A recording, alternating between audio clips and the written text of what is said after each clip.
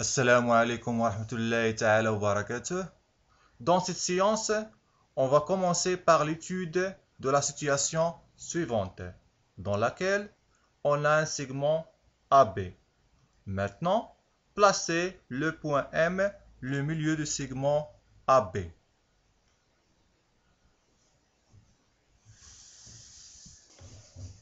Comme vous savez, M et le milieu du segment AB signifie que la distance MA est égale à la distance MB et que les trois points A, M, B sont alignés. Maintenant, que peut-on dire de deux vecteurs AM et MB? Oui, les deux vecteurs AM et MB sont égaux. Pourquoi? Parce que les deux vecteurs AM et MB ont même direction, même norme et même sens. En même direction car les trois points A, M et B sont alignés. Donc, les deux droites AM et MB sont confondues et par conséquent sont parallèles. En même norme car la distance MA est égale à la distance MB et en même sens d'après le sens de la flèche. Donc, si M est le milieu du segment AB, alors les deux vecteurs AM et MB sont égaux.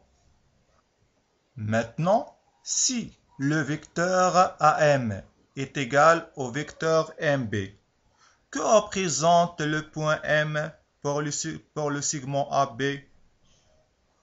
Oui, le point M représente le milieu du segment AB.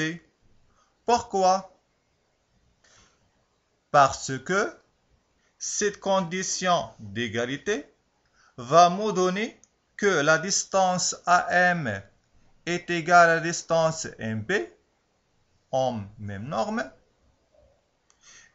et les trois points A, M et B sont alignés puisqu'ils ont la même direction. Donc, on a arrivé à vérifier les deux conditions de la définition du milieu d'un segment. Alors, M est le milieu du segment AB. Maintenant, à partir de ce qu'on a vu dans cette activité, on va déduire la règle suivante. Prenez le cahier de cours et écrivez cette règle qui dit A et B sont deux points distincts du plan. Si M est le milieu du segment AB, alors le vecteur AM est égal au vecteur MB. Et si le vecteur AM est égal au vecteur MB, alors le point M est le milieu du segment AB. Maintenant, on va essayer d'appliquer cette règle dans un exercice. L'exercice d'application numéro 7 dit E, F, G, H et I sont 5 points du plan tels que le vecteur EG plus le vecteur FG est égal au vecteur EH plus le vecteur FI. Montrer que le point G est le milieu du segment HI. Donc, comme vous avez déjà vu dans la règle précédente, pour montrer que le point G est le milieu du segment HI, il suffit de trouver deux vecteurs qui sont égaux et formés bien sûr par les trois points H, I ij. C'est-à-dire, soit de montrer que le vecteur hg est égal au vecteur ji, ou bien de montrer que le vecteur ij est égal au vecteur gh. Mais si on va revenir à l'énoncé de l'exercice, on va trouver qu'il y a une seule donnée, celle-ci. Alors, qu'est-ce qu'on va faire pour arriver à montrer l'une de ces deux égalités à partir de cette donnée? Ah oui, vous pouvez penser à utiliser la relation de Schall. Mais comment? Premièrement, on va déplacer le vecteur fg au second membre et le vecteur EH au premier membre. Ce qui nous donne le vecteur EG moins le vecteur EH est égal au vecteur FI moins le vecteur FG.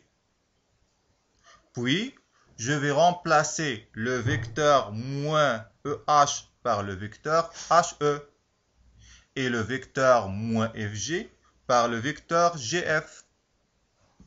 Et on écrit le vecteur HE plus le vecteur EG est égal au vecteur GF plus le vecteur FI.